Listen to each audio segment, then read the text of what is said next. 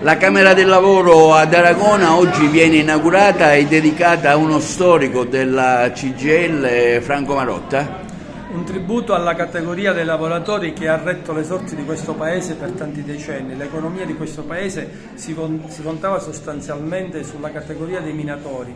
Francesco Marotta è stato segretario di questa Camera del Lavoro per più di 20 anni, un minatore, leader storico di quella categoria che ha rappresentato tutti gli interessi di quei lavoratori. Oggi abbiamo voluto ricordare in un momento particolarmente difficile quelle condizioni, con una toccante mostra rispetto ai drammi che i minatori hanno vissuto. Tanti di loro sono morti a causa di incidenti sul lavoro, tanti altri ancora sono morti di tumore perché con la respirazione dello zolfo sostanzialmente i polmoni non ne reggevano.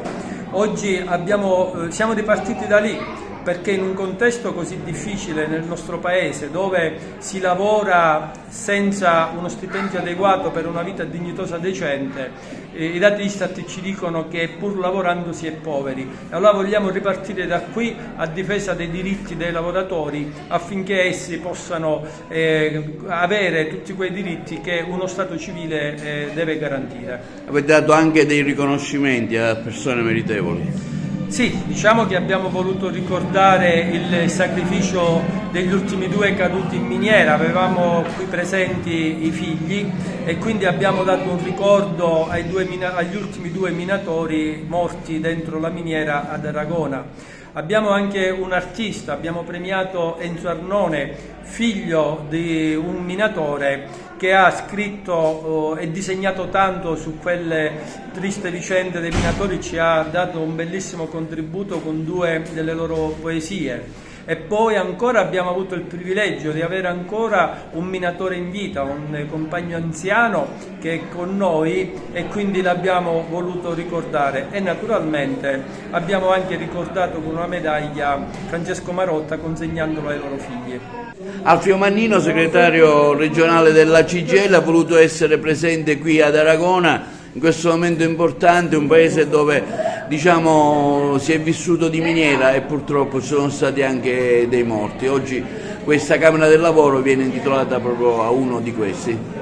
Per noi è un onore, un privilegio poter vivere momenti come questi, che non sono solo momenti celebrativi, ma sono momenti in cui noi, nel ricordo di persone, di lavoratori, lavoratrici come Franco Marotta, vogliamo far sì che quella voglia di riscatto degli ultimi possa diventare una voglia che oggi parli soprattutto alle giovani generazioni. Perché non dobbiamo fare un esercizio retorico di memoria, ma dobbiamo far sì che quella memoria, quella voglia di cambiare davvero le cose possa essere davvero oggi un faro per tanti giovani di questa nostra realtà, e farlo in un tempo in cui purtroppo la condizione di vita e di lavoro è sempre più precaria.